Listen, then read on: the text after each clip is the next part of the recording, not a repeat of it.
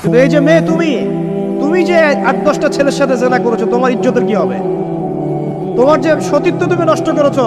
তুমি তো বিয়ের পর কোনো ঘরে গেলে সে হাজবেন্ডও বুঝতে পারবে তুমি আর সতী সাদী নও। তখন তোমার কি হবে? আর এটা যে এত ভয়াবহ মহামারী আকার ধারণ করেছে না, অনেক ক্ষেত্রে দেখা যায় স্বামী অফিসে যাওয়ার সাথে সাথেই বয়ফ্রেন্ড বাসায় হাজির। এই যে বাক্সে বাক্সে বন্দি জীবন বললাম, বাক্সে বন্দি ফ্ল্যাটের ভিতরে তো ঢুকলে আর বোঝা যায় না ভিতরে কি হচ্ছে। ফ্ল্যাটে যে জেনা হয় এখন এই শহরে আল্লাহ ভালো জানে।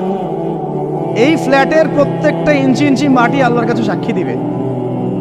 যেখানে যে মাটিতে বসে অবিবাহিত যুবক যুবতী জেনা করেছে আর বিবাহিত যুবক যুবতীরা এবং এই স্বামী স্ত্রীর জেনা করেছে, এর ইঞ্চি ইঞ্চি মাটি আল্লাহর কাছে কথা বলবে। এর ইঞ্চি ইঞ্চি মাটি আল্লাহর সামনে কথা বলবে।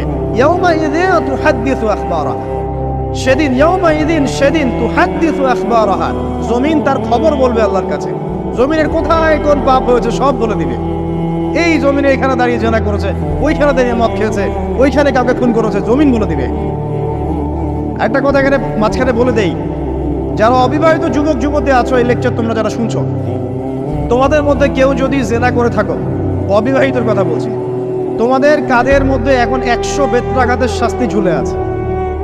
সূরা নূরের 1 থেকে 3 নম্বর আয়াত পড়ে দেখবে, অবিবাহিত যুবক যুবতী যদি জেনা করে তাদের শাস্তি হচ্ছে 100 বেত্রাঘাত, তাও জনসমক্ষে, এবং এক বছরের জন্য নির্বাসন। এই বিধানগুলো যদি পৃথিবীর কোনো দেশেও না থাকে, আসমানে আছে। মরার সাথে সাথেই এই বিধান কার্যকর হবে ইনশাআল্লাহ। বাঁচার বুদ্ধি কি? একটাই উপায় আছে। এই লেকচার কানে চলে গেছে, অনতিবিলম্বে ওযু করবে। ওযু করে খালেসভাবে রাতের শেষ রাতে জায়নামাজ বিছাবে। জায়নামাজ বিছিয়ে আল্লাহর সামনে দাঁড়িয়ে 2 রাকাত নামাজ পড়বে। পড়ে নিজের পাপের কথা স্মরণ করে চোখ দিয়ে দরদর করে পানি ফেলে দিবে।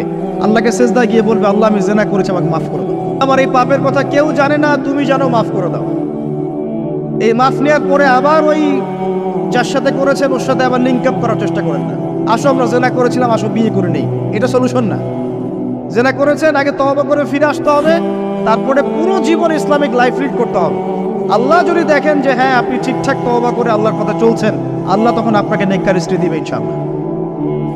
এই এই এই একমাত্র রাস্তা যুবকদের জন্য এবং যুবতীদের জন্যও।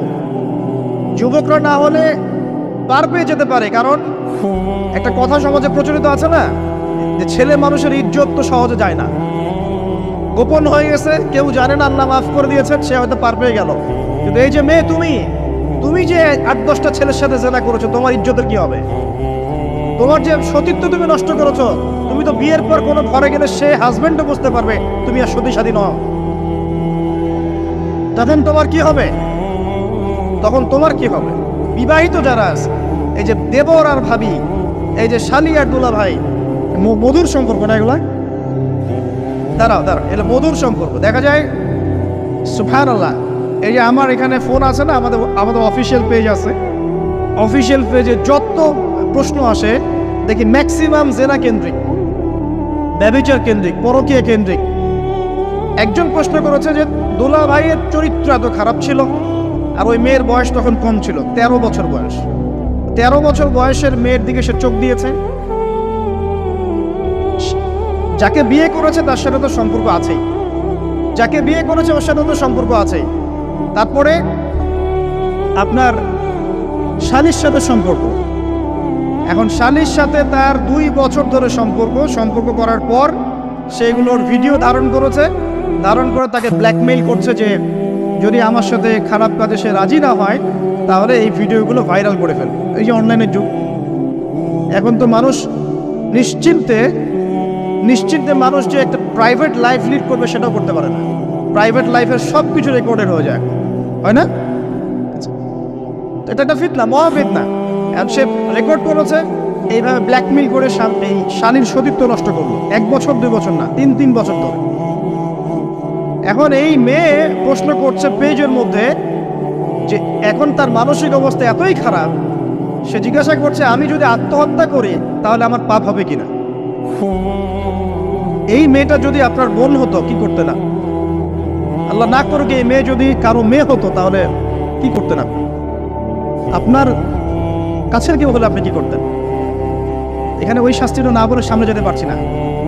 শোনেন, যারা বিবাহিত ব্যক্তি হওয়ার পরেও পরকীয়া করেছেন, বিবাহ করার পরেও পরকীয়ার পাপে লিপ্ত ছিলেন বা এখনো আছেন, জেনে হোক না জেনে হোক করেছেন, অথবা এটা জেনে করেছেন যেটা একটা খারাপ কাজ তারপরেও করেছেন, রাসূলুল্লাহ সাল্লাল্লাহু আলাইহি ওয়াসাল্লামের হাদিস এবং আল্লাহ পাকের কালাম অনুযায়ী তাদের শাস্তি হচ্ছে কোমর পর্যন্ত মাটিতে পুঁতে ফেলে পাথর নিক্ষেপ করে রজম করে হত্যা করা।